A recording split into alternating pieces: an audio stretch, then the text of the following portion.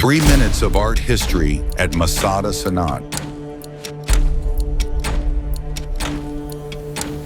Charlie Chaplin. In 1889, in the foggy streets of London, a child was born into poverty, Charles Spencer Chaplin. The world would later know him by a simpler name, Charlie Chaplin. His childhood was marked by hardship. His father was an alcoholic, his mother suffered from mental illness, and by the age of 9, he was living on the streets. London at that time was cold, grim, and unforgiving.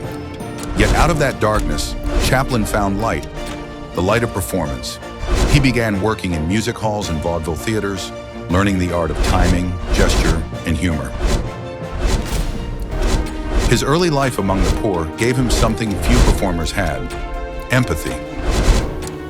He could make people laugh, but also make them feel. When he moved to America, cinema was still young, silent, fragile, and full of possibilities. In 1914, Chaplin stepped in front of the camera for the first time. With a small mustache, a bowler hat, a cane, and oversized shoes, he created one of the most recognizable figures in history, the Tramp. The Tramp wasn't just a comic character, he was humanity itself. Clumsy yet graceful, poor yet dignified, always beaten down but never broken. Audiences everywhere saw themselves in him.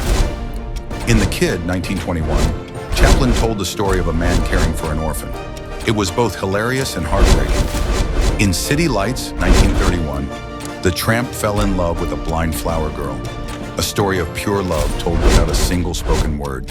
And in Modern Times, 1936, he became part of the industrial machine itself, a worker swallowed by gears and steel.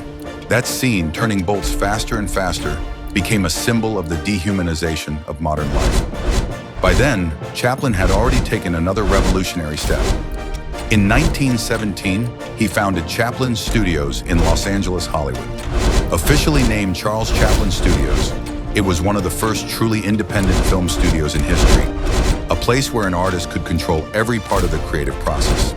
Chaplin wrote, directed, produced, and even composed music for his films there.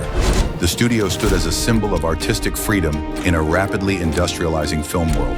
Then came The Great Dictator in 1940. It was Chaplin's boldest work, a satire of Hitler and fascism, made while the world was at war. In the film's final speech, Chaplin drops the comedy and speaks directly to humanity. We need more humanity than cleverness, more kindness than machinery. That message still echoes today. Despite his success, Chaplin's political views made him a target. Accused of communist sympathies, he was forced to leave the United States and settled in Switzerland. But exile didn't silence him. He kept creating, composing, and writing until the end. When he returned to America in 1972 to receive his honorary Oscar, the audience gave him a 12-minute standing ovation, the longest in the Academy's history. Charlie Chaplin passed away in 1977, but his little Tramp still walks among us. Because the Tramp isn't just a character. Charlie Chaplin